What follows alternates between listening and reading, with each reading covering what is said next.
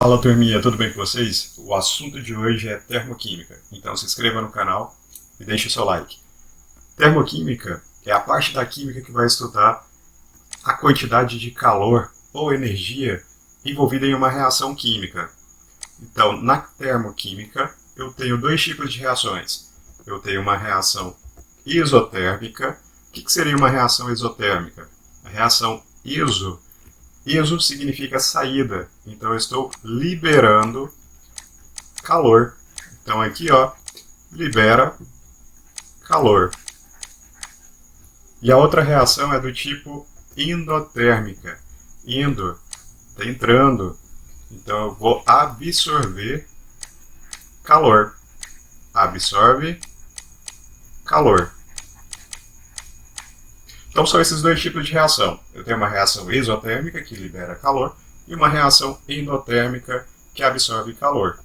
Olha, o meu exemplo aqui. Eu tenho um Erlenmeyer que possui aqui dentro uma determinada substância. Então está ocorrendo uma reação química ali dentro. Essa reação química que estiver ocorrendo aqui dentro, eu vou chamar de meu sistema. Aqui eu tenho um sistema, é o que está dentro do Erlenmeyer. Tudo que estiver fora do Erlenmeyer, eu vou falar que é a parte externa, é o meio exterior, é a vizinhança, tá ok? Então você anota aí que é a sua vizinhança. Peraí, só um minutinho, deixa eu apagar isso daqui. Então aqui você tem, na parte externa, a sua vizinhança.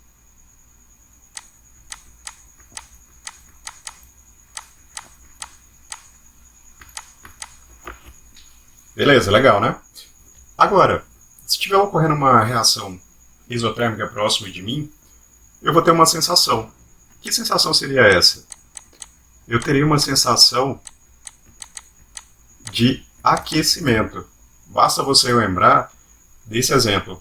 Toda combustão é uma reação isotérmica. Então, se você se aproxima de uma chama, você vai sentir uma sensação de aquecimento.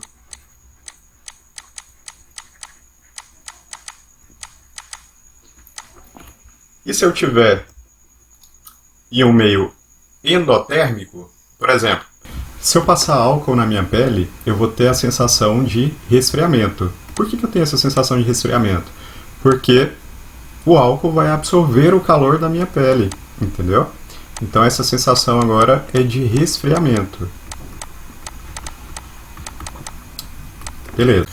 Veja bem, as reações isotérmicas, escrevendo aqui como uma fórmula genérica, uma equação química, eu tenho os reagentes formando os produtos. Veja que o calor faz parte ali dos produtos na sua equação, tá? Na segunda equação, eu já não tenho isso. Aí eu consigo colocar aqui fora a variação de entalpia. Então, são duas maneiras de escrever a mesma equação. Um exemplo aqui. Eu tenho metano mais oxigênio formando CO2 mais água. Então tem uma reação de combustão. Olha, se eu tiver 1 mol de metano, eu vou liberar 889,5 kJ. Tá, beleza. Mas e se eu tivesse 10 mols de metano? Se eu tivesse 10 mols de metano, eu ia liberar quanto de energia? Então, o que eu vou precisar fazer aqui? Eu faço aquela equaçãozinha, a regrinha de 3, né? Então, faço aqui o meu cruz credo. Vai multiplicar cruzado.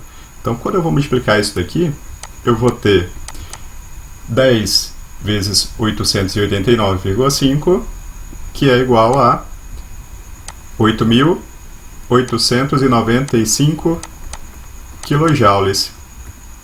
Aí, no caso, se eu fosse dividir por 1 mol, daria a mesma coisa, né? Então, nesse caso aqui, ó, para mim poder saber quanto 10 mols de metano, que é o CH4 aqui, liberaria, eu faria dessa forma. Já nas reações endotérmicas, esse processo é meio que oposto. Então eu tenho aqui a minha equação genérica, onde eu encontro os reagentes para a formação dos produtos. Olha, você está vendo aqui o calor, a sua energia, ela está antes da seta de formação dos produtos? Então eu tenho essa maneira de fazer e tem essa segunda maneira de fazer, onde eu vou estar colocando aqui em destaque a variação de entalpia. Nesse caso aqui, a minha equação, eu tenho água líquida mais 44 kJ para a formação de água em vapor. Então o que está acontecendo? Eu estou absorvendo energia. Então, se o meu calor está antes da seta, está do lado dos reagentes, então eu estou absorvendo energia. Então vamos fazer o mesmo esquema.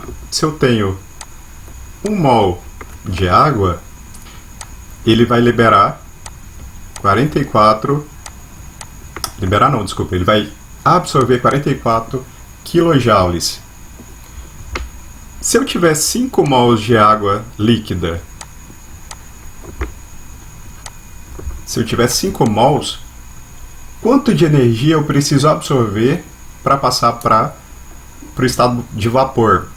Então, no caso, eu preciso fazer novamente a nossa regrinha do cruz-credo. Basta você multiplicar isso daqui, ó, cruzado. Então, eu vou ter o valor de x igual a 5 vezes 44 é igual a 220 kJ. Beleza? Só que aí, galera, essa situação, esses processos de absorção de energia, liberação de energia, ocorrem nas mudanças de estado físico. Então, todo o processo que eu passo do estado sólido para o estado líquido e para o estado gasoso é um processo de aumento de temperatura. Então ele está absorvendo energia, tá? Então vai aumentar o grau de agitação. Então esses processos aqui são processos endotérmicos. Se eu passo do estado sólido para o estado líquido, fazendo então a fusão, é um processo endotérmico. Eu preciso absorver energia para ter um grau de agitação maior entre essas moléculas e passar para o outro estado. A mesma coisa acontece do estado líquido para o estado gasoso. E o processo inverso? O processo inverso, você vai ter que liberar energia. Então, para você liberar energia, você tem que estar no processo exotérmico, que é a liberação de energia, tá? Então, se eu passo do estado gasoso para o estado líquido, que é o processo de condensação, eu estou liberando energia para diminuir o grau de agitação entre essas moléculas. Tudo bem? Então, é um processo de diminuição de temperatura. Beleza até aí? Certinho? Então, fechou.